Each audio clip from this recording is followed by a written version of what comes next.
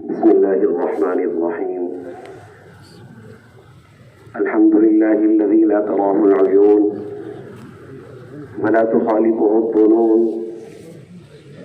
ولا يصفه الواصفون ولا تغيره الحوادث ولا يخشى الدوائر، يعلم مثاقيل الجبال ومكائل البحار وعدد قطر الأمطار وعدد برق الأشجار وعدد ما أظلم عليه الليل وأشرق عليه النهار، ولا يواري منه سماء سماء ولا أرض أرضا ولا بحر ما في قعره ولا جبل ما في وعره.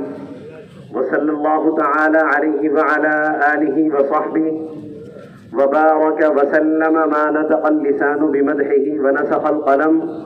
أما بعد، أعوذ بالله من الشيطان الرجيم. بسم الله الرحمن الرحيم.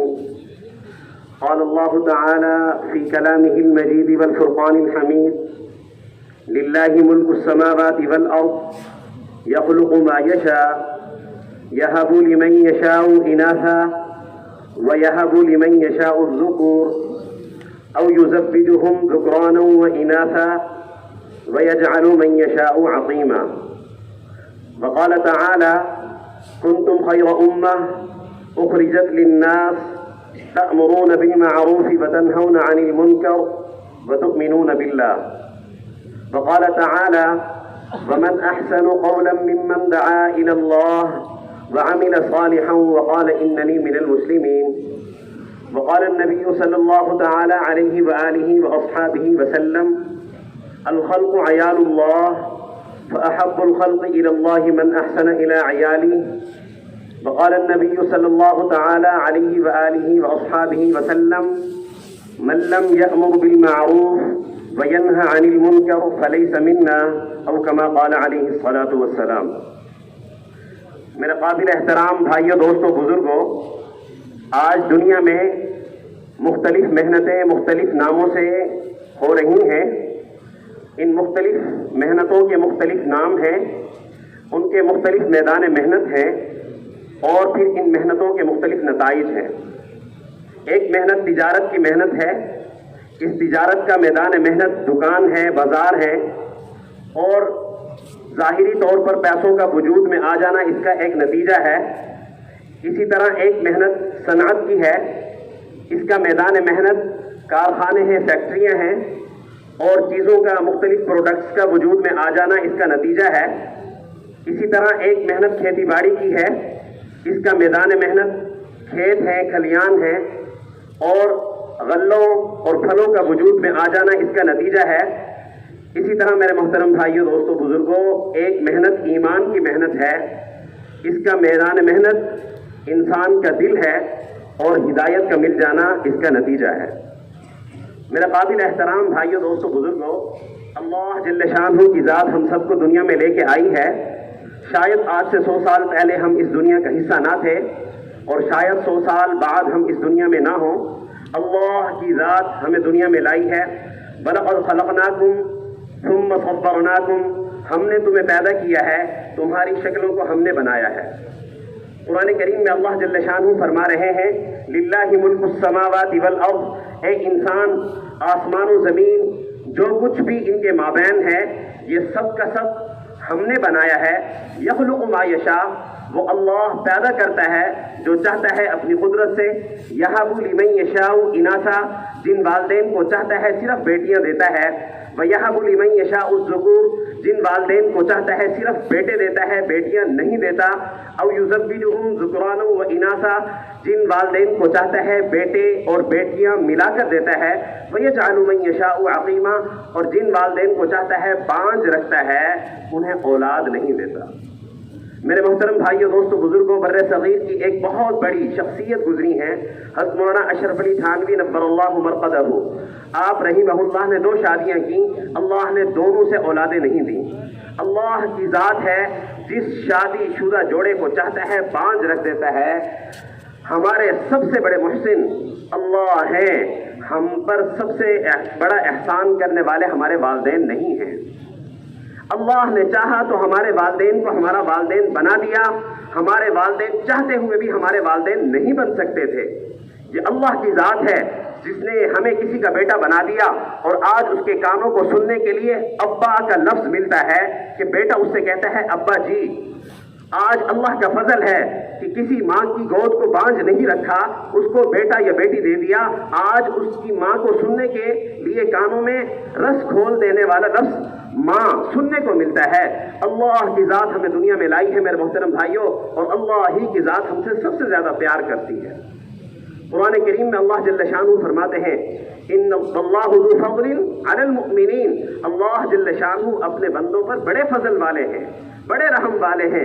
ان اللہ بالناس لرؤوف الرحیم، اللہ جل شانہ اپنے بندوں پر، ساری انسانیت پر بڑے مہربان ہیں، بڑے رحم والے ہیں۔ ایک حدیث قدسی ہے، اللہ جل شانہ انسان کو اپنی طرف متوجہ فرماتے ہیں یا ابن آدم جعلت لک فی بطن امک قرارا، اے آدم کے بیٹے تجھے تیری ماں کی پیٹ میں ہم لائے ہیں۔ خلق من ماء دافق یخرج من بین الصلب والترائب، ہم تجھے اس پانی سے وجود میں لے کے آنے والے ہیں جو پھدک کر نکلنے والا ہے، وہ سینے اور پیٹھ کے درمیان سے ہم اسے نکالتے ہیں، اور پھر اس پانی کو تیری ماں کے پیٹ میں ہم نے ایک عرصے تک ٹھہرایا۔ جب نہ آدم جعلت لک فی بطن امک قرارا، اے آدم کے بیٹے ہم نے تجھے تیری ماں کے پیٹ میں ایک عرصے تک ٹھہرایا۔ وجعلت وجهك الى ظهر امك لكي لا تؤذيك رائحة الطعام، اور جب تو اپنی اماں محترمہ کے پیٹ میں تھا تو ہم نے تیرے چہرے کو تیری ماں کی پیٹھ کی طرف رکھا تاکہ تیرے ماں کے جو کھانے کی بو ہے، وہ اسمیل، وہ بو تجھے تکلیف نہ پہنچائے۔ اب اللہ جل شانہ آگے کیا فرما رہے ہیں؟ وجعلت متکئین عن یمینک وعن یسارک، ہم نے تیری ماں کے پیٹ میں بھی تیرے لیے 2 تکیے فراہم کیے ہیں۔ یہ بندہ آ رہا ہے، اس بندے کا اکرام کرو۔ آپ کے گھر میں کوئی مہمان آیا کہ جی یہ مفتی صاحب آئے ہیں، یہ بزرگ آئے ہیں، یہ ہمارے مرکز کے بزرگ ہیں، بیٹا تکیہ لے کے آؤ نا ان کے لیے۔ تو یہ اللہ جل شانہ آپ علیہ الصلاۃ والسلام کے امتی، اور یہ جو انسان اللہ جل شانہ نے بنایا ہے، اس کے اکرام کے لیے اس کی ماں کے پیٹ میں ہی 2 تکیے لگا دیے۔ اما عن یمینک فاطھها واما عن یسارک فالکبد، جو دائیں جانب کا تکیہ ہے وہ تلی ہے، جو بائیں جانب کا تکیہ ہے وہ جگر ہے۔ فلما انتمت مدتک اخرجتک علی جناح ملک، جب تیرے ماں کے پیٹ میں رہنے کی مدت مکمل ہو گئی، ہم ایک فرشتے کے ذریعے سے تجھے باہر لے آئے۔ کون ہے جس نے نقش و نگار کیے ہیں؟ ثم خلقنا النطفة علقہ، اس حجیر سے پانی کو جمع ہوا خون 40 دن میں ہم نے بنایا۔ فخلقنا العلقة مضغہ، اس جمع ہوئے خون کو بوٹی 40 دن میں ہم نے بنایا۔ فخلقنا المضغة عظاما، اس گوشت کی بوٹی کے اندر ہڈیاں ہم نے بنائی۔ ثم انشأناه خلقا آخر، 4 ماہ کے بعد اس کو دھڑکنے والا دل دیا، اور پھر اس کو 9-10 ماہ کی مدت میں اپنی ماں کے پیٹ میں رکھ کر ایک نیا ہی انداز دے کر اسے دنیا میں لے آئے۔ جب یہ دنیا میں آیا تھا تو اس کی کیا حالت تھی؟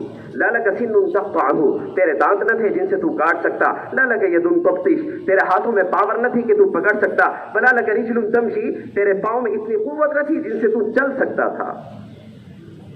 اور پھر اللہ جل شانہ کیا فرماتے ہیں؟ وَأَسَلْتُ لَكَ عَيْنَيْنِ رَقِيقَيْن، ہم نے تیری ماں کی چھاتی سے تیرے لیے 2 چشمے جاری کیے۔ وَاقِفًا فِي الشِّتَاءِ وَبَارِدًا فِي الصَّيْفِ، جو سردیوں میں تجھے گرم دودھ مہیا کرتے تھے۔ وَبَارِدًا فِي الصَّيْفِ، اور گرمیوں میں تجھے ٹھنڈا دودھ ماں کی چھاتی سے پینے کے لیے ملتا تھا۔ وَجَعَلْتُ لَكَ قَلْبَيْنِ رَفِيقَيْن، ہم نے تجھے 2 مہربان دل دیے۔ کون سے وہ مہربان دل تھے؟ ایک اماں کا دل تھا اور ایک ابا کا دل تھا۔ لا ینامان حتی ترقد، وہ سوتے نہ تھے جب تک تو نہ سو جاتا۔ میرے بھائیوں، میں ابھی قلات سے پیدل چلہ لگا کے آ رہا ہوں، سال میں چل رہا ہوں، تو وہاں ایک منیر احمد صاحب نامی ایک شخص آئے، کہنے لگے مفتی صاحب یہ ذرا دودھ ہے، یہ تو دم کر کے دے دیجیے گا۔ میں نے کہا آپ کس مقصد کے لیے یہ دودھ دم کرانا چاہتے ہیں؟ کہنے لگے جی ہمارا بچہ ہے تو تقریباً اس کی عمر جو ہے وہ 4 ماہ ہے، ساری رات نہیں سوتا، 5 دن ہو گئے ہیں۔ تو ہم نے میاں بیوی نے ترتیب یہ بنائی ہے کہ 1 بجے تک تو میں جاگتا ہوں اپنے بچے کو دلاسا دینے کے لیے، پھر اس کی اماں کو اٹھا دیتا ہوں کہ صبح مجھے کھیتوں میں جانا ہے، تو اب اٹھ جا۔ پھر اس کی اماں اسے سنبھالتی ہے۔ لا ینامان حتی ترقد، یہ ایسے مہربان دل تھے، یہ سوتے نہ تھے جب تک تو نہ سو جاتا۔ لا یأکلان حتی تشبع، یہ کھاتے نہ تھے جب تک تو نہ کھا لیتا۔ تیرا کھانا ان کی خوشیوں پر مقدم ہوتا تھا. یہ تیری اماں اپنے بھائی کی شادی میں گئی ہوئی ہے, تو وہاں پر تجھے بھوک نہیں لگتی, تو رونے لگا. تیری ماں کے بھائی جو ہے آ کر کہنے لگے, جو تیرے ماموں جان تھے, تیری اماں سے کھانا تو کھا لے. تو تیری اماں نے کیا جواب دیا؟ یہ تو رو رہا ہے مسلسل, یہ کچھ کھا نہیں رہا, میری تو بھوک ساری اس نے ختم کی ہوئی ہے, بس اللہ سے دعا کرو اللہ اسے صحت دے تو پھر مجھے بھی کچھ اچھا لگے نا, مجھے بھی اس شادی کا لطف محسوس ہو. لا یأکلانی حتی تشبع, وہ کھاتے نہ تھے جب تک تو سیر نہ ہو جاتا. فلما اشتد عضدك وقضى ظهرك بارزتني بالمعاصي اهكذا جزاء من احسن اليك يا ابن آدم ما انصفتني. جب تیرے اعضاء مضبوط ہو گئے, تیری پیٹھ میں قوت آ گئی, تو جوان ہو گیا, آج جوان ہونے کے بعد بارزتني بالمعاصي, تو گناہوں سے ہمارا مقابلہ کرنے لگا ہے. یا ابن آدم ما انصفتنی, اے آدم کے بیٹے تو میرے ساتھ انصاف نہیں کر رہا. اہکذا جزاء من احسن الیک, کیا یہی بدلہ ہوتا ہے اس ذات کا جو تیرے ساتھ احسان کرتی ہے؟ میرے بھائیوں, ہماری کوئی حیثیت نہیں ہے. انسان ایک غلاظت سے بھرا قطرہ ہے. یہ غلاظت کو پی پی کر 9 مہینے تک ماں کے پیٹ میں رہا ہے, غلاظت بھرے راستوں سے نکل کر دنیا میں آیا ہے. اس کی قدر اللہ کے ہاں اس کے اللہ سے محبت سے ہوگی, اس کی قدر اعمال سے ہوگی, اس کی قدر آپ صلی اللہ علیہ وآلہ وسلم کی ختم نبوت کی وجہ سے جو اسے اخرجت للناس کا ٹائٹل ملا ہے, اس میں لگ کر اللہ جل شانہ کے ہاں یہ مرتبہ پائے گا. ہماری کوئی حیثیت نہیں ہے. میرے بھائیوں, اللہ کی ذات اس انسان سے بہت پیار کرتی ہے. یہ ساری چیزیں اللہ نے انسان کے لیے بنائی ہیں. ابھی تھوڑی دیر کے بعد سورج نکلے گا. اس سورج کا اپنا کوئی مقصد نہیں ہے, یہ نکلا ہے اس انسان کے لیے گندم کو پکائے گا, اس انسان کے لیے ٹیٹوں کو کھلائے گا, کپاس کا ٹیٹا اس کے لیے کھلے گا, اور پھر اس کپاس سے گرم کپڑے اور کاٹن کے کپڑے یہ انسان پہنے گا. اللہ جل شانہ نے اس سورج کو اس انسان کی خدمت میں لگا رکھا ہے, اس کا اپنا کوئی مقصد نہیں ہے. اللہ جل شانہ نے اس چاند کو اس انسان کی خدمت میں لگا رکھا ہے. اس چاند کا اپنا کیا مقصد ہے؟ یہ انسان کی خدمت کر رہا ہے, یہ پھلوں میں رس بھر رہا ہے, یہ پھلوں میں مٹھاس بھر رہا ہے. میٹھے میٹھے سیب انسان کے لیے اللہ جل شانہ نے بنائے, اور یہ چاند کی روشنی اس میں مٹھاس بھر رہی ہے. اللہ جل شانہ نے کتنا خوبصورت پھل اس انسان کے کھانے کے لیے بنائے ہیں. میرے محترم بھائیوں, کبھی آپ نے سنگترا مالٹے کو, آپ اس کی کتنی خوبصورت پیکنگ اللہ نے بنائی ہے. جب آپ اس سنگترے کو چھیلتے ہیں, اس میں سے چھوٹی چھوٹی جوس کی بوتلیں اللہ نے آپ کے لیے بنائی ہیں. میرے بھائیوں, سارا جہاں ہماری خدمت میں لگا ہوا ہے. جہاں ہے تیرے لیے, تو نہیں جہاں کے لیے. سارا جہان اللہ نے اس انسان کی خدمت میں لگایا ہوا ہے. قرآن کریم میں اللہ جل شانہ فرماتے ہیں, وَإِنَّ لَكُمْ فِي الْأَنْعَامِ لَعِبْرَةً نُسْقِيكُم مِّمَّا فِي بُطُونِهِ مِن بَيْنِ فَرْثٍ وَدَمٍ لَبَنًا خَالِصًا سَائِغًا لِّلشَّارِبِينَ. اے میرے بندے سوچ تو صحیح, إِنَّ لَكُمْ فِي الْأَنْعَامِ لَعِبْرَةً, تو اگر مجھ تک پہنچنا چاہتا ہے, یہ جو چوپائے ہیں, یہ جو گائے ہیں, یہ بھینس ہیں, یہ بکریاں ہیں, ان کے اندر بھی تیرے لیے عبرت ہے. نُسْقِيكُم مِّمَّا فِي بُطُونِهِ مِن بَيْنِ فَرْثٍ, یہ جو ان جانوروں کے پیٹ میں گوبر ہے, ودم اور خون ہے, اس خون اور گوبر کے بیچ میں سے ہم ایک خالصاً سائغاً للشاربین, ہم ایک خالص دودھ لے کے آ رہے ہیں جو تیرے پینے کے لیے, تجھے تیری صحت کے لیے بڑا خوشگوار ہے. یہ اللہ ہے جس نے جانوروں کو انسان کی خدمت میں لگایا ہوا ہے. سارا جہان اس انسان کی خدمت میں لگایا ہوا ہے, اور اس انسان کو اللہ نے اپنے لیے بنایا ہے. اس وجہ سے میرے محترم بھائیوں, اپنی محسن ذات کو پہچانیے. ہمیں اس دنیا نے کچھ نہیں دیا, ہمیں اللہ نے سب کچھ دیا ہے. دیکھنے کے لیے آنکھیں اللہ نے دی, سوچنے کے لیے دماغ اللہ نے دیا, پکڑنے کے لیے ہاتھ اللہ نے دیے, چلنے کے لیے پاؤں اللہ نے دیے, دیکھنے کے لیے آنکھیں اللہ نے دی, چکھنے کے لیے زبان اللہ نے دی, دھڑکنے کے لیے دل اللہ نے دیا. یہ سب کچھ دیا اللہ نے ہے. ہم اس کو راضی کرنے کی طرف کیوں نہیں بڑھ رہے؟ ہماری صلاحیتیں صرف دنیا میں ہی کیوں خرچ ہوتی چلی جا رہی ہیں؟ اس کہنے والے کی صلاحیتیں صرف دنیا میں کیوں لگ رہی ہیں؟ میرے بھائیوں, اللہ سے جڑنا ہے, اللہ سے جڑنا ہے. اللہ جل شانہ حدیث قدسی میں فرماتے ہیں, یا ابن آدم اطلبنی تجدنی, اے آدم کے بیٹے مجھ سے تعلق بنا تو مجھے پالے گا. آج ہم کس سے تعلق بنا رہے ہیں؟ صاحب یہ پرائم منسٹر صاحب ہیں, یہ پریزیڈنٹ آف پاکستان ہے, یہ وزیر اعظم ہیں, یہ صدر پاکستان ہے, جناب ان سے تعلق بنائیے. ارے رہنے دیجئے صاحب, ان سے کیا تعلق بنائیں؟ جس ذات نے اس پرائم منسٹر کو پیدا کیا ہے, میں تو اس سے تعلق بناؤں گا. اے آدم کے بیٹے, ہم نے تجھے پیدا کیا ہے اپنی سلام دعا کے لیے. تو ہم سے متعارف ہو، تو ہم سے جڑ۔ یبن آدم اطلبنی تجدنی، اے آدم کے بیٹے تو میری طلب کر، تو مجھ سے سلام دعا بنا، تجدنی تو مجھے پالے گا۔ ان وجدتنی وجدت کل شیء وان فقدتنی فقدت کل شیء، اگر تو نے مجھے پا لیا تو تو نے سب کو پا لیا، اور اگر تو نے مجھے نہ پایا تو پھر تو کسی چیز کو نہ پا سکتا۔ وانا خیر لک من کل شیء، اور میں تیرے لیے ہر چیز سے بہتر ہوں۔ میں پاکستان کے عہدوں پر فائز کسی بھی آفیسر سے بہتر میں تیرے لیے ہوں، میں تیرے لیے سب سے بہتر ہوں، تو میرے ساتھ جڑنے کی کوشش کر۔ یبن آدم قلبک لی فلا تدخل فیہ حب غیری، اے آدم کے بیٹے یہ دل میں نے بنایا ہے، یہ دل میرے لیے ہے، فلا تدخل فیہ حب غیری، اس میں غیر کی محبت کو داخل نہ ہونے دینا۔ ولسانک لی فلا تذکر بہ احدا غیری، یہ تجھے زبان میں نے دی ہے، اس سے صرف میرا ہی ذکر کرنا۔ وبدنک لی فلا تشغلہ بخدمت غیری، اور یہ تجھے جو بدن دیا ہے یہ میں نے دیا ہے، اس کو غیر کی خدمت میں نہ لگائے رکھنا۔ فَإِذَا أَرَدْتَ شَيْئًا فَلَا تَطْلُبْهُ إِلَّا مِنِّي، اور جب تجھے کوئی چیز کی ضرورت پیش آئے نا تو پھر بس مجھ سے ہی مانگنا، مجھ سے ہی مانگنا۔ میرے محترم بھائیوں، یہ اللہ ہے، ہم نے اللہ سے جڑنا ہے۔ اللہ جل شانہ کی رضا انسان کو حاصل ہوگی جب یہ انسان اس شخصیت کی اتباع میں لگے گا جس شخصیت کو اللہ جل شانہ نے اس کے لیے نمونہ زندگی بنایا ہے۔ میرا لائف سٹائل، میرا نمونہ زندگی اللہ کے نبی کی ذات ہے۔ قرآن کریم میں اللہ جل شانہ فرماتے ہیں، بسم اللہ الرحمن الرحیم، لقد كان لكم في رسول الله أسوة حسنة لمن كان يرجو الله واليوم الآخر۔ اے امت محمد کے افراد سنو، ہم نے تمہارے لیے نمونہ زندگی کو مقرر کر دیا ہے اور وہ میرا محبوب ہے۔ تمہارے لیے نمونہ زندگی میں نے اپنے نبی کو بنایا ہے۔ اگر تم چاہتے ہو کہ تمہیں قیامت کے دن اللہ کی رضا حاصل ہو، تم میری ذات کے ساتھ جڑنا چاہتے ہو، میرے محبوب کی اتباع میں لگ جاؤ۔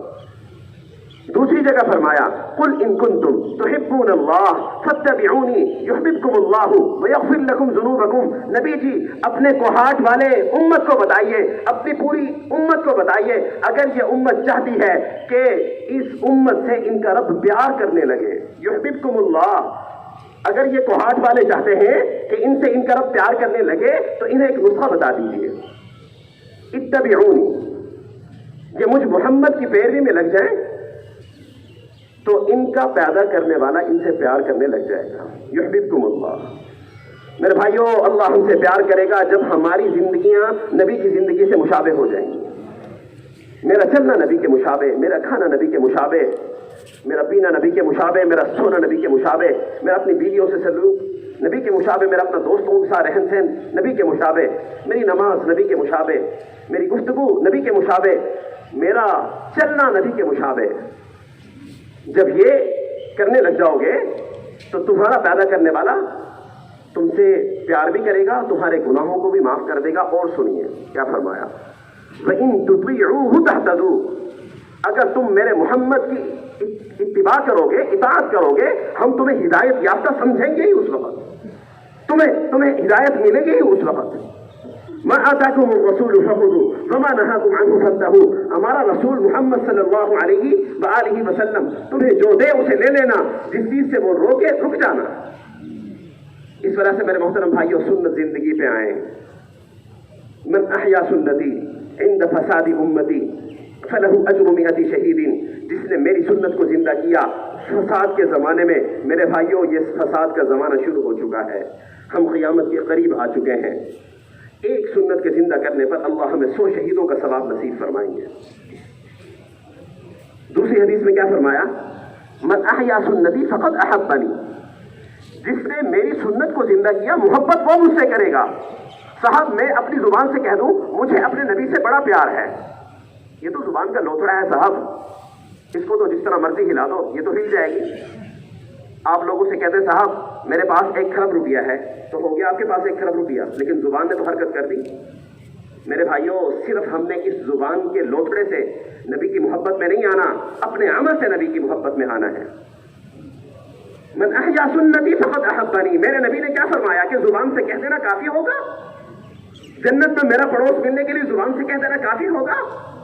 اگر ایک صاحب زبان سے کبھی نہ کہہ سکے مجھے نبی سے پیار ہے، لیکن اس نے سارے زندگی کے اعمال کو نبی کے مشابہ کر لیا، اس کو اپنے نبی کا پڑوس مل جائے گا. من احیا سنتی فقد احبنی، جس نے میری سنت کو زندہ کیا، محبت اس نے مجھ سے کی. ومن احبنی وفی روایت ومن احبنی کان معی فی الجنہ، اور جو مجھ سے محبت کرے گا یہ جنت میں میرے ساتھ ہوگا، یہ جنت میں میرا ساتھی ہوگا. اس طرح سے بھائیو آج عزم کریں اس محفل میں بیٹھ کر اوروں کی غیروں کی زندگی جینا چھوڑ دیجیے. چھوڑیں گے؟ جزاکم اللہ. اللہ کے نبی کی زندگی کو اپنانا ہے. ایک رسالہ ہے علیکم بسنتی. میرے استاد محترم حضرت مفتی عبدالرؤف سکروی صاحب دارالعلوم کراچی کے مفتی ہیں، ان کے والد ماجد حضرت مفتی عبدالحکیم صاحب نے یہ رسالہ لکھا ہے. آپ سب حضرات اس رسالے کو اپنے پاس رکھیں، روزانہ اس کا مطالعہ کریں ایک صفحے کا، اور اس میں سے پھر ان سنتوں کو اپنے عمل کا حصہ بنا لیں. آپ دیکھیں گے کہ اس سنت کی وجہ سے آپ علیہ الصلوۃ والسلام کی زندگی آپ میں کس طرح آنا شروع ہو چکی ہے. آپ نماز پڑھیں گے، آپ کی نماز نبی کی نماز کی مشابہ ہوتی چلی جائے گی. آپ اللہ جل شانہ کا نام لیں گے، آپ کو اللہ کے نام کی لذت نصیب ہو جائے گی. اس طرف آ جائے، نبی کی محبت میں نبی کی زندگی کو اپنا لیں، اوروں کی زندگی کو چھوڑ دیجیے. اور ہمارے لیے رول ماڈل نہیں ہے. سنا ایسے بولتا ہے، ارے صاحب ہم کیوں اس کی بولی بولے، ہم تو ویسے بولیں گے جیسے ہمارے نبی بولتے تھے. میرے نبی اس طرح بولتے تھے کہ اگر کوئی میرے نبی کے الفاظ کو گننا چاہتا تھا تو وہ گن سکتا تھا. اہمیت کی بات کو 3 دفعہ ارشاد فرماتے تھے.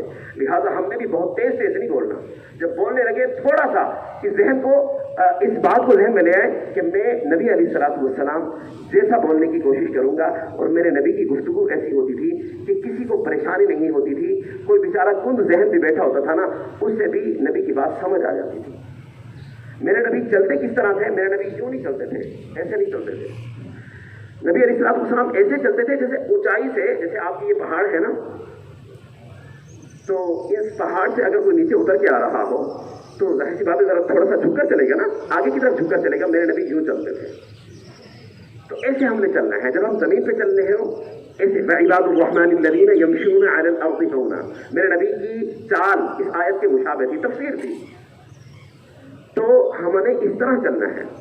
میرے نبی مسکراتے تھے، بہت زیادہ ٹھٹا مذاق، ہر وقت ایسے کھلکھلانا، بس تالیاں ہی پیٹتے رہنا. اس نے ہاتھ دیا، آپ نے یوں مارا، اس طرح نہیں. ایسے نہیں ہنسنا. ہنسنے کی بات ہے لیکن ہم نے بس مسکرانا ہے. یہ کبھی کبھی تھوڑا سا اس طرح مسکرا لیا، اس طرح ہنس لیا. ایسے ہنسنا ہے. رہنا اس طرح ہے جیسے میرے نبی اپنی بیویوں کے ساتھ رہا کرتے تھے. میرے بھائیوں، آج امت میں بہت عدم برداشت ہے. یہ امت لوگوں کے لیے پیدا ہوئی ہے. اس امت نے انبیاء والی اخلاق کو لینا ہے. یہ امت لوگوں کو اپنے ساتھ اس وقت جوڑ سکے گی جب اس کے اخلاق اچھے ہوں گے. اخلاق میں حضرت مولانا یوسف صاحب رحمۃ اللہ علیہ فرمایا کرتے تھے، اخلاق کا حاصل یہ ہے کہ انسان کو قربانی دینا آ جائے. یہ اخلاق کا حاصل ہے. لہذا آج ہمارے اندر عدم برداشت نہیں. اس ناچیز نے جو فتویٰ سب سے زیادہ لکھا ہے، یہ اس سے موبائل میں بھی اور سامنے بیٹھ کر بھی لوگوں نے جو مسئلہ سب سے زیادہ پوچھا ہے میرے بھائیوں، وہ طلاق کا مسئلہ ہے. یہ ہم کیوں اتنے اپنے جذبات پہ قابو نہیں رکھ سکتے؟ جس نبی کا کلمہ پڑا ہے لا الہ الا اللہ محمد رسول اللہ، اس کی اتباع ہمیں کب میسر آئے گی؟ میرے نبی نے 11 کو رکھا، ایک کو طلاق نہیں دی. نبی کی بیویاں میری مائیں ہیں، ہم سب کی مائیں ہیں. وَإِزْوَاجُهُ أُمَّهَاتُهُمْ، نبی کی بیویاں ہماری مائیں ہیں. میری ماؤں نے بھی کبھی کبھی میرے نبی کو اس طرح تھوڑی سی پریشانی دے دی، جس کی وجہ سے روایات میں آتا ہے کہ آپ علیہ الصلوۃ والسلام 1 ماہ تک اپنی بیویوں کے قریب نہیں گئے. حضرت عمر رضی اللہ عنہ جیسی ہستی آئے، یا رسول اللہ آپ نے بیویوں کو طلاق دے دی ہے، آپ اتنا عرصہ ہو گیا آپ جا ہی نہیں رہے، آپ مسجد نبوی سے نماز پڑھا کر فوراً ہی اپنے اس کمرے میں آ جاتے ہیں اور آپ کسی سے بات چیت نہیں کر رہے، اور مطلب ساری بیویاں رو رہی ہیں، تو کیا آپ نے طلاق دے دی؟ سنا نہیں اے عمر، میں نے کسی کو طلاق نہیں دی. آپ علیہ الصلوۃ والسلام نے کسی کی بیٹی کو چھوڑا نہیں ہے، کسی کی بہن کو چھوڑا نہیں ہے. میرے بھائیوں اس نبی کا کلمہ پڑھا ہے تو اس سے وفا بھی کرنی ہے کہ محمد سے وفا تو نے تو ہم دے رہے ہیں، کہ محمد سے وفا تو نے تو ہم دے رہے ہیں، یہ جہاں چیز ہے کیا لوح و قلم دے رہے ہیں، تو جیسا چاہے گا ہم تیری زندگی کو ویسا بنائیں گے، لیکن تو اتنا کر لے کہ ہمارے محمد سے وفا کر لے۔ جس کا کلمہ پڑھا ہے اس نے 11 کو رکھا ہے اور کسی کو چھوڑا نہیں ہے۔ تو آج سب یہاں بیٹھ کر یہ عزم کریں کہ اللہ نے جس عورت کو میری بیوی بنا دیا ہے، بھلے وہ پھر جس طرح کی بھی ہے، میں اس کو سنبھال کے رکھوں گا، وہ میری رفیقہ حیات بنی ہے، وہ میری زندگی کا ساتھی بنی ہے، میں کسی کی ماں کو دکھ نہیں دوں گا، میں کسی کی بیٹی کو چھوڑوں گا نہیں، میں کسی کی بہن کو چھوڑوں گا نہیں۔ یاد رکھنا میرے بھائیوں، حدیث میں ہے کما تدین و تدانو، تم جیسے کرو گے تم ویسے بھرو گے۔ آج کسی کی بیٹیوں کو اگر ایک بات یاد رکھنا، یہ جو عورتیں ہیں نا ہن ناقصات عقل بدین، ان کی تو عقل بھی کم ہوتی ہے، ان کا دین بھی کم ہوتا ہے، یہ نمازیں کم پڑھتی ہیں، یہ روزے کم رکھتی ہیں، ان کو سنبھالنا آپ لوگوں نے ہے۔ اللہ جل شانہ نے کسی بھی رسول کو عورت بنا کے نہیں بھیجا۔ 1,24,000 انبیاء کرام دنیا میں آئے، کم و بیش سارے کے سارے مرد ہیں۔ اللہ جل شانہ قرآن کریم میں فرماتے ہیں بسم اللہ الرحمن الرحیم الرجال قوامون علی النساء بما فضل اللہ بعضهم علی بعض۔ یہ جو مرد ہیں، یہ جو پہاڑ والے ہیں، ہم نے ان کو عورتوں پر حاکم بنایا ہے، عورتوں کو مردوں پر حاکم نہیں بنایا، ان مردوں کو عورتوں پر حاکم بنایا ہے۔ ہم ہی ہیں جو کسی جنس کو دوسری جنس پر فضیلت دے دیتے ہیں، ان مردوں کو فضیلت اللہ نے دی ہے، انہیں عورتوں پر حاکم اللہ نے بنایا ہے۔ اب آپ نے حکومت کر کے دکھانی ہے، اب آپ نے اعتدال میں رکھنا ہے، اپنی بیوی کو بھی اور اپنی والدہ محترمہ کو بھی، اپنی بیوی کو بھی اور اپنے والد محترم کو بھی، اور اپنی بہن کو بھی اور اپنی بیوی کے تعلق کو بھی۔ اس بیوی کے تعلق کے ساتھ اپنی بہن کے تعلق کو مینج کرنا، اس کو اعتدال میں رکھنا، اسی طرح اپنی ماں کے ساتھ اس تعلق کو اعتدال میں رکھنا، اپنے ابا کے ساتھ اپنی بیوی کے تعلق کو اعتدال میں رکھنا، یہ آپ کی حکومت ہے۔ اب اللہ جل شانہ آپ کی حکومت دیکھنا چاہتے ہیں، اس وجہ سے آپ کو ذمہ دار بنایا ہے، اس وجہ سے آپ کو رسپانسبل بنایا ہے۔ میرے محترم بھائیوں، اس وجہ سے ہم کوشش کریں کہ یہ عورتیں ہیں، ان کو اللہ نے ہن ناقصات عقل بنایا ہے، ان کی عقل کم ہے۔ یہ جب جذبات میں آتی ہے نا، خوشی میں آتی ہیں، صاحب آپ کی تعریف ہی کرتی چلی جائیں گی۔ سبحان اللہ، آپ تو بھائی میاں بہت اچھے ہیں، آپ پہ تو یہ بھی ماشاءاللہ صفت ہے، یہ بھی آپ تو اتنا اچھا اتنا پیار کرتے ہیں، آپ تو ماشاءاللہ میری ہر ضرورت کو بڑا میرا خیال رکھتے ہیں، بہت تعریف کریں گے۔ اور جب آپ کی تنقید میں آئیں گی تو ہمارے بزرگوں کی کتابوں میں مجھے پڑھنے کو ملا، میں نے اس گھر میں کیا دیکھا ہے، 2 چیتھڑے 2 ٹھیکڑے 2 لیتھڑے، بس آپ نے مجھے کیا دلایا ہے؟ آپ نے تو مجھے 2 سوٹ دلوائے ہیں۔ میں نے اس گھر میں کیا دیکھا ہے؟ مجھے تو 2 برتن ہی نظر آتے ہیں، اور مجھے پہننے کو آپ نے کیا دیا؟ بس 2 جوتیاں ہی ہیں، وہ جوتیاں بھی گھس گئی ہیں۔ صاحب میرے نبی جب معراج میں گئے، واپس آئے تو فرمایا کہ عورتوں کو اکٹھا کرو، میں ان سے تھوڑا سا واز کرنا چاہتا ہوں۔ تو آپ علیہ السلام کے ہاں یہ عورتیں اکٹھی کی گئی اور آپ نے ان سے واز کیا اور ان عورتوں سے کہا کہ اے عورتوں، میں نے جہنم میں تمہاری تعداد کو زیادہ دیکھا ہے، تم حاملوں کی ناشکری کرتی ہو، اور بھی بہت سے زیادہ ساری چیزیں بتائیں، تم لعن طعن بہت کرتی ہو، تم ناشکری بہت کرتی ہو۔ یہ کہیں گی آپ سے، میرے نبی نے کہہ دیا نا، تو یہ کہیں گی صاحب مجھے آپ سے کیا سہولت ملی ہے، لیکن سنبھالنا آپ ہی نے ہے۔ اچھا ٹھیک ہے، کوئی بات نہیں، میں آپ کی ضرورت کو پورا کر دیتا ہوں، کیا چاہیے آپ کو؟ یہ مسکرانا آپ نے ہے۔ آپ آئیں گے، بہت اچھی بات ہے، اگر آپ کی بیوی گھر میں داخل ہو کر آپ سے مسکرا گئی، مسکرا کر بول لی تو آپ کی تھکاوٹ ہی اتر جائیں گے، لیکن اگر وہ ایسا نہیں کر سکی تو اس کے اندر یہ خصلت ہے، اللہ نے ڈالی ہے، ہن ناقصات عقل ہے، وہ آتے ہی مجھے آج اس گھر میں یہ پریشانیاں ہوئی ہیں، آپ کے ابا نے یوں کہا، آپ کی اماں نے یوں کہا، آپ کی بہن نے آج مجھ سے یوں کیا ہے، اچھا چلے میں ان سے بات کرتا ہوں، ابھی بات کرتا ہوں، آپ پریشان نہ ہو بالکل، یہ آپ نے سنبھالنا ہے۔ یہ کیا ہوا؟ یہ تڑاق سے بس آپ کی بیٹی کو جو ہے نا جی میں فارغ کرنے کا ذہن بنا رہا ہوں، اس کو میں چھوڑ رہا ہوں، صاحب تڑاق کر کے آتے ہیں، مسئلہ پوچھتے ہیں، مفتی صاحب کوئی گنجائش بتائیے، یہ میرے بس ایسا مغلوب الحال ہو گیا تھا، تو اتنا پریشرائز ہو گیا تھا میں کہ مجھے پتہ ہی نہیں چلا، اور بس میں نے نا یوں کہہ دیا کہ طلاق ہے۔ ارے صاحب تینوں فائل مار کر اب کیا گنجائش لینے آ گئے؟ اب تو لگ چکے ہیں یہ۔ اس وجہ سے میرے بھائیوں فرمایا غصہ جو ہے اس کا آغاز حماقت سے ہوتا ہے اور اس کی انتہا ندامت پہ ہوتی ہے۔ حدیث میں آتا ہے من کف غضبہ کف اللہ عنہ عذابہ یوم القیامہ، جو اپنے غصے کو پی جائے گا، اس کو روک لے گا، اللہ جل شانہ قیامت کے دن اپنا غصہ اس سے ہٹا لیں گے۔ ارے اسے آنے دو صاحب، اس نے تو اپنی بیوی کو بھی سنبھال کے رکھا، یہ آتا تھا اس کی بیوی اسے ٹینشن دیتی تھی، یہ غصے سے کبھی، اب جو اس نے ٹینشن ساری سنائی، اس نے سارا غصہ اور اللہ سے دل ہی دل میں مانگا، یا اللہ آپ نے اسے میری بیوی بنایا ہے، اس وقت کی مجھے حکمت نصیب فرما دے، میں اس مسئلے کو کیسے حل کروں؟ تو ٹینشن میں وقت گزار کے آیا ہے، تو والکاظمین الغیظ والعافین عن الناس کی تفسیر بن کے آیا ہے، تو غصے کو پی جاتا تھا ہماری رضا کے لیے۔ چھوڑ دو، آج ہم نے بھی اس سے غصہ اپنا ہٹا لیا ہے، بڑا گنہگار ہے، لیکن اللہ جل شانہ اس غصے کو پی جانے کی وجہ سے اس کو نواز رہے ہیں۔ اس وجہ سے میرے بھائیوں برداشت والے بنے۔ آج امت میں برداشت نہیں رہی، اس کہنے والے میں برداشت نہیں رہی۔ آپ صلی اللہ علیہ وآلہ وسلم کا کلمہ پڑھا ہے تو آپ علیہ الصلوۃ والسلام سے وفا بھی کرنی ہے۔ وفا یہ ہے، میرے نبی نے اپنے 11 بیویوں کو سنبھال کے رکھا، اور الحمدللہ آج کا جو امتی ہے یہ بھی آج وفا کرنے کا عزم کر رہا ہے، یہ کسی کی بیٹی بہن کو چھوڑے گا نہیں، کریں گے نا کوشش انشاءاللہ، غصے کو پیئیں گے نا انشاءاللہ۔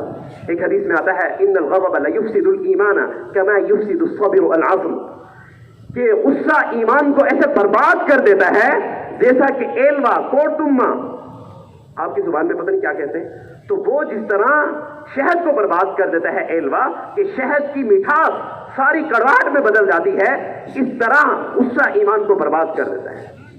اس وجہ سے بھائیوں اللہ سے مانگیں، دعائیں شروع کریں، غصے پہ کنٹرول اس طرح ہو جائے گا۔ سب سے پہلے آپ اس بات پہ آ جائیں کہ میں نے اللہ سے مانگنا ہے۔ آپ علیہ الصلوۃ والسلام نے فرمایا اذا سألت فاسأل اللہ اذا استعنت فاستعن باللہ، جب تجھے اے ابن عباس مدد کی ضرورت پیش آئے تو اللہ سے مدد مانگنا، تجھے سوال کرنا ہے تو اللہ سے سوال کرنا۔ اس وجہ سے میرے بھائیوں دعا یہ کرنی ہے، اے اللہ میرے اندر غصہ ہے، میرے مولا آپ نے مجھے آپ علیہ الصلوۃ والسلام کی امت کا فرد بنا کر ختم نبوت کی وجہ سے مجھے کار نبوت دیا ہے، میرے مولا کار نبوت اس وقت تک میری ذات سے آگے بڑھ نہیں سکتا جب تک کہ میرے اندر نبی کے اخلاق نہ آ جائے، اور نبی کے اخلاق میں سب سے بڑا خلق وہ دوسروں کو معاف کر دینا ہے، وہ غصے کو پی جانا ہے۔ میں دعوت میں نکلوں گا، مجھے لوگ ستائیں گے، لوگ بسا اوقات اس طرح مجھے غصے میں لے آئیں گے، میں اس غصے کو پی جاؤں گا۔ میں اس وقت دیکھوں گا جس ہستی کو اللہ جل شانہ اس کائنات کا سب سے اپنا محبوب فرد بنایا، اس ہستی کو اس کے چہرے پہ تھوکا جا رہا۔ یہ جو بات حیات الصحابہ میں پڑھتا ہوں تو بس عجیب سی بے چینی ہو جاتی ہے طبیعت میں، کہ ان کے اوپر مٹی بھی پھینکی گئی، ان کو گھسیٹا بھی گیا۔ عقبہ بن ابی معیط جیسے نالائق یہ مذبح خانوں میں جا کر آپ علیہ الصلوۃ والسلام کعبے میں سجدہ کر رہے ہیں، یہ مذبح خانے سے جا کر اوجھڑیاں لے آتے، ابو جہل اور میرے نبی سجدے میں ہیں اور اوجھڑیاں پھینک دیتے۔ کبھی میرے نبی نے ان کو کوئی جواب دیا؟ آج ہم دعوت میں جب نکلیں گے، ہم گشت میں نکلیں گے، لوگ ہم سے طرح طرح کی باتیں کریں گے، آپ جاؤ نا ہندوؤں کو تبلیغ کرو نا، اس وقت آپ نے اپنے آپ کو کنٹرول میں رکھنا ہے۔ جب آپ گھر میں جائیں گے، آپ کی بیوی بات کرے گی، آپ نے اپنے آپ کو کنٹرول میں رکھنا ہے۔ تو ہم غصے پہ کنٹرول کب کر جائیں گے؟ جب ہم دعا مانگنا شروع کر دیں گے۔ تو آج سے دعا مانگیں گے نا بھائی، سب اپنے اخلاق کو عمدہ بنائیں گے نا۔ اسی طرح میرے محترم بھائیو دوستو بزرگوں، ہم سب نے جب ہم نے کلمہ پڑھا ہے تو اللہ جل شانہ کا سب سے بڑا حکم نماز ہماری طرف متوجہ ہوا ہے۔ یہ جو نماز کا عمل ہے، یہ جو انسان فرض نمازوں کا اہتمام کرے گا، اس نے معاشرے میں جہاں جہاں رہنا ہے اللہ جل شانہ وہیں اس کے لیے راحت کا سامان کر دیں گے۔ اسے دنیا میں بھیجا ہے، اس کے لیے رزق بہت بڑا مسئلہ ہے، اللہ جل شانہ فرض نماز کی وجہ سے اس کی روزی کی تنگی ہٹا دیں گے۔ اس نے پھر کہاں جا رہا ہے؟ دنیا سے پھر کہاں جانا ہے؟ عالم برزخ میں جانا ہے، قبر میں جانا ہے۔ جب یہ قبر میں جائے گا اللہ جل شانہ عذاب قبر کو ہٹا دیں گے۔ پھر جناب اس نے کہاں پیش ہونا ہے؟ عالم آخرت میں۔ اللہ جل شانہ عالم آخرت میں پل صراط پر بجلی کی طرح سے گزار دیں گے۔ وَإِن مِّنكُمْ إِلَّا وَارِدُهَا كَانَ عَلَىٰ رَبِّكَ حَتْمًا مَّقْضِيًّا۔ یہ جو پل صراط کا راستہ ہے، اس کے اوپر سے ہر انسان نے گزرنا ہے، یہ تیرے رب کا حتمی فیصلہ ہے۔ اللہ جل شانہ یوں گزار دیں گے، اور پھر کیا ہوگا کہ اللہ جل شانہ اسے جنت کا جو سرٹیفکیٹ ہے دائیں ہاتھ میں دیں گے۔ اس وجہ سے بھائیو فرض نماز کا اہتمام کرنا، اور اس کے ساتھ ایک درخواست یہ ہے کہ ہم سب کے سب دعوت، یہ امت جو ہے اخرجت للناس کا تمغہ لے کے آئی ہے، اسے لوگوں کے لیے پیدا کیا ہے، لہٰذا یہ امت اپنے اوپر تہجد کو لازم کر لے۔ میرے بھائیوں، جو انسان تہجد کے 2 نفل پڑھے گا، اللہ رب العزت اسے اس وقت تک موت نہیں دیں گے جب تک اپنا ولی نہ بنا لے۔ 4:30 بجے تہجد کا وقت ختم ہو رہا ہے، اللہ کو یہ انداز اپنانے کی کیا ضرورت تھی؟ حل من مستغفر فاغفر له، حل من مسترزق فارزق له۔ ہم صبح و صادق کے وقت آسمان دنیا پہ آ کر صدائیں لگاتے ہیں، اللہ تو اللہ ہے، وہ حکم دے سکتے تھے، لیکن یہ کوہاٹ والوں کو ترغیب دینا چاہتا ہے میرا رب کہ کوئی اپنے گناہوں کی معافی چاہنے والا ہے کہ اس کے گناہوں کو معاف کر دے، کوئی اپنے رزق میں وسعت چاہنے والا ہے کہ اس کا رزق بڑھا دیا جائے۔ اس وجہ سے بھائیوں، تہجد کے 2 نفل تو ہم سب لازم کر لیں، کریں گے اس کا اہتمام۔ تہجد کے وقت آپ نے جو دعا کی اللہ جل شانہ اس کو قبول کریں گے۔ اس کے ساتھ ساتھ میرے محترم بھائیوں، علم کی طرف علم والے بنیں، کچھ سیکھیں، روزانہ کی بنیاد پر کچھ سیکھیں۔ ایک حدیث میں آتا ہے کہ جو انسان کسی مریض کی تیمارداری کے لیے جاتا ہے تو اگر وہ یہ 3 جملے ہیں، اگر ان کو 7 مرتبہ، یہ ترمذی شریف کی غالباً 2082 نمبر حدیث ہے جو میں عرض کر رہا ہوں، اگر یہ 3 جملے 7 مرتبہ پڑھ کر کسی کو دم کر دے تو اللہ جل شانہ کا کہ ہاں سے اگر اس کی موت کا فیصلہ نہیں ہے تو اسے شفا مل جائے گی۔ وہ کون سے 3 جملے ہیں؟ اسأل اللہ العظیم رب العرش العظیم ان یشفیک۔ تو انشاءاللہ عیادت کے لیے تو آپ جاتے ہی ہیں، آئندہ آپ نے عیادت کو اس طرح خوبصورت بنانا ہے، کریں گے کوشش؟ اور بھائی سب ساتھی تسبیحات کا ضرور اہتمام کریں۔ صبح کے وقت بھی 3 تسبیحات ہماری جو ہے، تیسرا کلمہ، درود شریف، استغفار، اور شام کو بھی جب تک ہم اس وقت تک نہیں سوئیں گے جب تک ہماری تسبیحات مکمل نہ ہو جائے، اور ہر وقت اپنے آپ کو ذکر کا پابند بنائیں، درود شریف پڑھنا، اللہ جل شانہ کا نام لینا، اللہ کے نام کی لذت ہمیں مل جائے۔ فرمایا لیس یتحسر اہل الجنہ الا علی ساعۃ مرت بہم لم یذکروا اللہ تعالی فیہا۔ اہل جنت کو جنت میں جانے کے بعد کسی چیز کا قلق اور افسوس نہیں ہوگا ماں سوائے اس گھڑی کے جو اللہ کے ذکر کے بنا گزر جائے گی۔ اس وجہ سے میرے محترم بھائیوں، ذکر کا والا بھی بننا ہے، اور میرے محترم بھائیوں، ہم نے اپنے آپ کو حسن خلق سے مزین کرنا ہے، اور ہر عمل کو اللہ کی رضا کے لیے کرنا ہے۔ حضرت مولانا نذر الرحمان صاحب دامت برکاتہ فرماتے ہیں، یہ جو اللہ کو راضی کرنے کا جذبہ ہے، یہ جو اخلاص نیت ہے، یہ جو تصحیح نیت ہے، یہ انسان کے جسم میں روح کی مانند ہے۔ انسان کا جو بھی خوبصورت نیک عمل ہے اس کے اندر اگر اللہ کے راضی کرنے کا جذبہ آ چکا ہے تو یہ ایسا ہے جیسے انسان کے جسم میں روح ہے۔ اگر انسان کے جسم میں روح ختم ہو جائے تو بھائیو یہ پھر بدبودار بننا شروع ہو جائے گا کہ نہیں ہوگا؟ اس وجہ سے انسان کی جسم سے نکلنے والا عمل خوبصورت ہی اس وقت بنے گا جب یہ اپنے آپ کو اعمال سے مزین کرے گا، جب یہ اپنے آپ کو اخلاص نیت سے مزین کرے گا۔ تو ہر عمل کو کس کے لیے کرنا ہے؟ اللہ کے لیے، آغاز میں بھی، درمیان میں بھی، اور آخر میں بھی کریں گے اس کی کوشش۔ اور میرے محترم بھائیو، آخری بات، میرے محترم بھائیو، دوستو، بزرگوں، اللہ جل شانہ نے جو شان اس امت کو دی ہے کسی بھی امت کو وہ شان عطا نہیں دی۔ اللہ جل شانہ نے 1,24,000 انبیاء کو اس انسان کے سمجھانے کے لیے دنیا میں مبعوث کیا ہے، لیکن کسی امت کو خیر امت کا لقب نہیں دیا۔ کنتم خیر امہ اخرجت للناس، تم بہترین امت ہو، ہم نے تمہیں لوگوں کے لیے پیدا کیا ہے۔ میں ایک بات کو اکثر کہا کرتا ہوں اپنی بات کے اندر، اپنی گفتگو میں، میں نے کہا کہ اللہ جل شانہ نے اپنے دین کی خدمت کے لیے جن برگزیدہ شخصیات کو چنا ان کے کردار کو ہمیشہ محفوظ رکھا، ان کے کردار پر کوئی دھبا نہیں پڑنے دیا۔ حضرت یوسف علیہ السلام کے کردار کو محفوظ رکھا۔ حضرت عیسیٰ علیہ السلام بنا والد کی دنیا میں تشریف لائے، لوگ آپ کی والدہ محترمہ کے متعلق باتیں کرنے لگے تو اللہ جل شانہ نے بچپن میں ہی ان کے پاکیزہ ہونے کی گواہی دلوا دی۔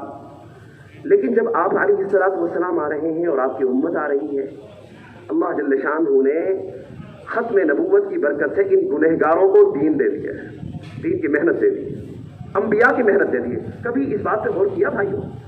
ہم گنہگاروں کو اللہ نے دین دے دیا، اخرجت للناس کا تمغہ امتیاز دے دیا۔ میرے بھائیو، یہ امت اخرجت للناس کا تمغہ امتیاز لے کے آئی ہے۔ اس کی صلاحیتیں اس کے بیوی بچوں کی نہیں ہے، صرف اس کی صلاحیتیں صرف اپنے دکان کے لیے نہیں ہیں، اس کی صلاحیتیں ساری انسانیت کی امانت ہے اس کے پاس۔ یہ اخرجت للناس کے لیے آئی ہے، ہم لوگوں کے لیے پیدا ہوئے ہیں۔ ساری زندگیوں کو اپنے بیوی بچوں میں نہ جی جائیں، ساری زندگی کو اپنی دکانوں میں نہ جی جائیں، ساری زندگی کو اپنے کھیتوں میں نہ جی جائیں، ساری زندگی کو اپنے کارخانوں میں نہ جی جائیں۔ یہ صلاحیتیں، یہ آپ کی بات کی قوت، یہ اللہ جل شانہ نے حرکت دی ہوئی ہے، یہ آپ کا چلنا، یہ آپ کا بولنا، یہ صلاحیت ہے، اور آپ صلی اللہ علیہ وآلہ وسلم کی ختم نبوت کی وجہ سے ساری امت کی امانت ہے آپ کے پاس۔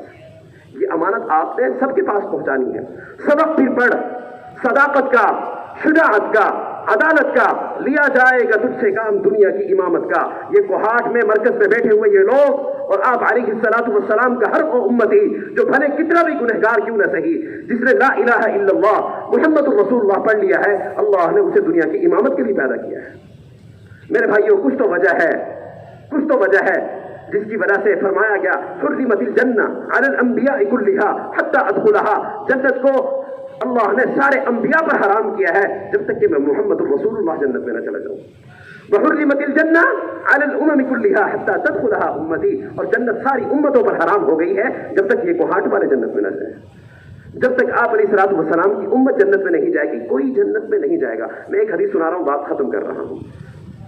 ان اللہ تعالی اوحى الى داود في الزبور يا داود انه سياتي من بعدك نبي اسمه احمد ومحمد صادقا سيدا لا اغضب عليه ابدا ولا يغضبني ابدا وقد غفرت له قبل ان يعصيني ما تقدم من ذنبه وما تاخر وامته مرحومه اعطيتهم من النوافل مثل ما اعطيت الانبياء وفرضت عليهم الفرائض التي افترضت على الانبياء والرسل حتى ياتوني يوم القيامه ونورهم مثل نور الانبياء۔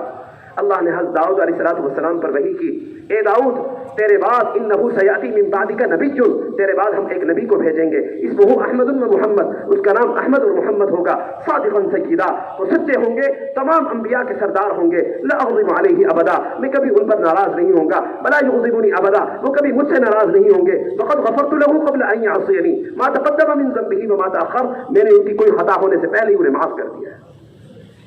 وامته مرحومہ، اور آپ علیہ الصلوۃ والسلام کی امت اللہ کے خاص رحم سے نوازی گئی ہے۔